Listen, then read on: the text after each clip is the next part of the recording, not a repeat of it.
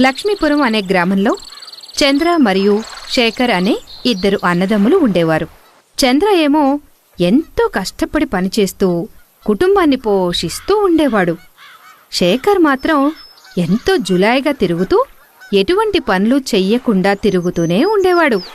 అలా ఉండగా ఒకరోజు శేఖర్ దగ్గరికి చంద్ర వెళ్ళి, తమ్ముడు, మనది రెక్కాడితే గాని డొక్కాడని కుటుంబం. ఇలా నువ్వు జులాయిగా తిరుగుతుంటే మన కుటుంబం ఎలా అభివృద్ధి చెందుతుంది? చూడన్నయ్యా, నేను నీలాగా రోజంతా కష్టపడి పొలం పనులు చేసి చివరికి సంపాదించే 4 గింజల కోసం పనిచేయను. నేను ఏదైనా పని చేస్తే లక్షల డబ్బులు రావాలి అని అన్నాడు. దాంతో చంద్రకి ఏం చెయ్యాలో తెలియక మౌనంగా ఉండిపోయాడు. రోజంతా తమ్ముడు గురించే ఆలోచిస్తూ ఉండిపోయాడు. అలా ఉండి రాత్రి భోజనం దగ్గర కూర్చుని కూడా ఏదో ఆలోచిస్తూనే ఉన్నాడు. భర్త అలా దిగులుగా ఉండటం అతని భార్య రమ్య గమనించింది. ఏమండి, ఎందుకు మీరంతా డల్గా ఉన్నారు? తమ్ముడి పరిస్థితి ఏంటో నాకు అర్థం కావడం లేదు. ఇప్పుడు నేనున్నాను, వాడిని చూసుకుంటున్నాను.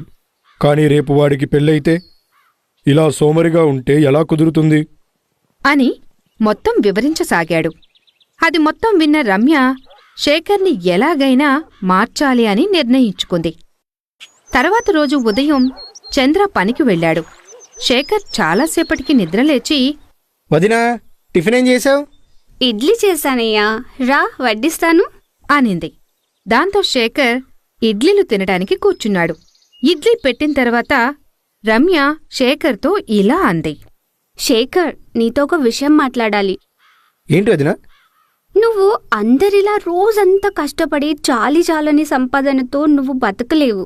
అందుకే నీకొక ఉపాయం చెప్తాను. ఏంటి? మా నాన్న మొన్న హిమాలయాలకు వెళ్ళాడు. అక్కడ ఒక స్వామీజీని కలిశాడు.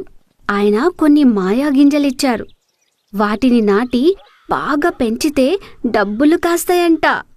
ఏంటి, డబ్బులు పంట? అని ఆశ్చర్యంగా అడిగాడు. అవును, నీకు కావాలంటే ఇప్పిస్తాను.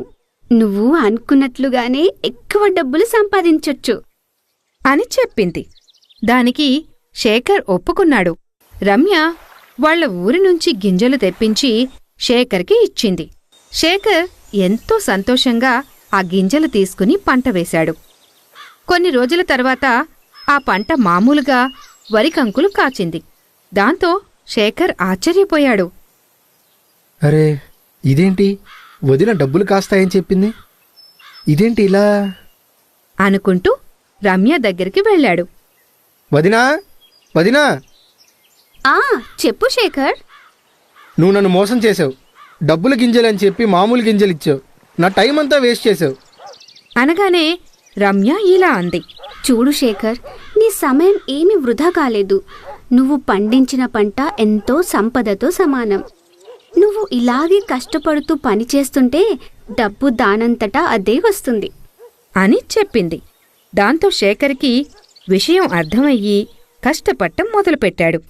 ఈ కథలోని నీతి: కష్టపడి చేసే పని ఎప్పటికీ వృధా పోదు.